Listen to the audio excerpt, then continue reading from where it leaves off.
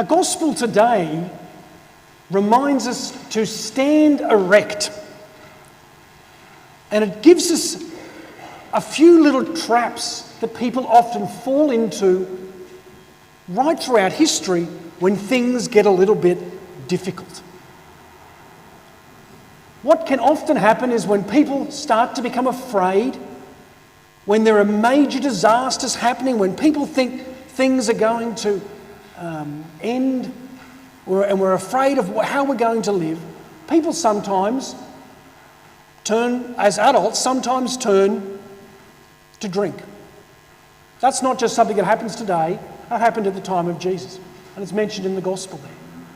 That when we're afraid, when there's a big storm going to happen, or a tsunami, or perhaps COVID was happening, some people turned to drink. Sometimes as kids you might turn to splurging on other things. It may not be alcohol, hopefully not as kids, but it might be chocolate. It might be perhaps playing the games over and over again. We turn to things that we think give us comfort because perhaps we feel safe when we have those comforts in us. But what we're being reminded in the gospel is that when we're afraid, but when we want to perhaps turn to the things that really comfort us, and even as little children, sometimes little kids sometimes turn to their favourite teddy as their comfort. What we're asked to do is to turn to Jesus, is to know that Jesus gives us strength to be able to stand tall because we know our future is not one to be afraid of. Our future is one to be excited about. And I'm excited about the future.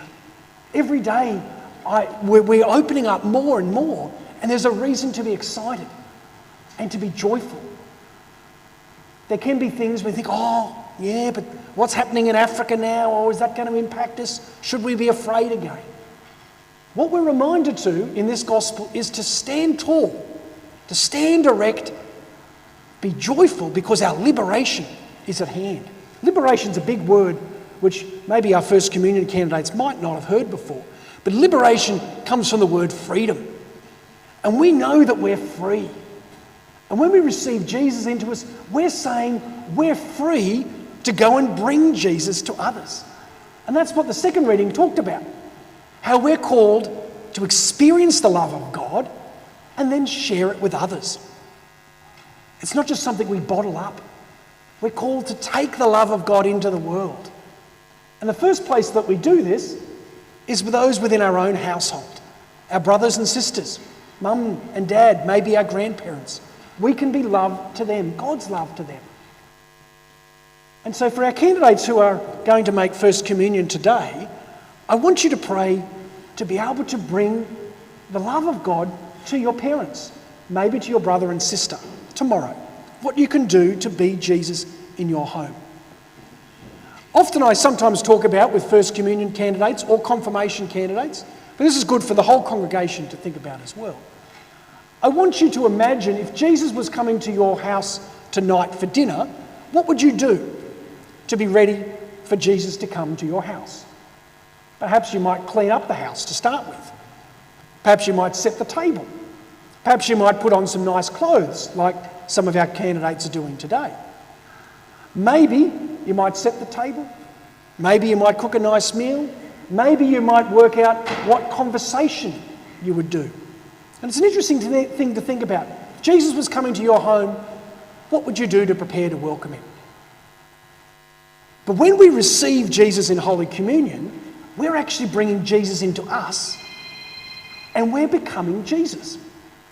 And so we can imagine Jesus coming to your house tomorrow, but he won't be looked like Jesus perhaps on the cross or the Jesus that we might see on the screen.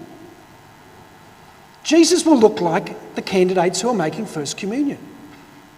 Jesus becomes present in each of you.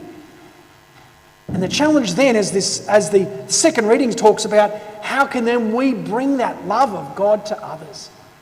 And that's what St. Paul was talking to the community in Thessalonica many years ago. And that's what he speaks to us today. How can we be that love of God? How can we be joy? How can we help people to stand up tall and to not be afraid? And that's part of the challenge for us. When we're afraid, we turn in on ourselves. Sometimes as adults we turn to the wrong thing. Sometimes as kids we turn to the wrong thing. But we need each other to lift ourselves up because we know that our future is great because it's with Jesus.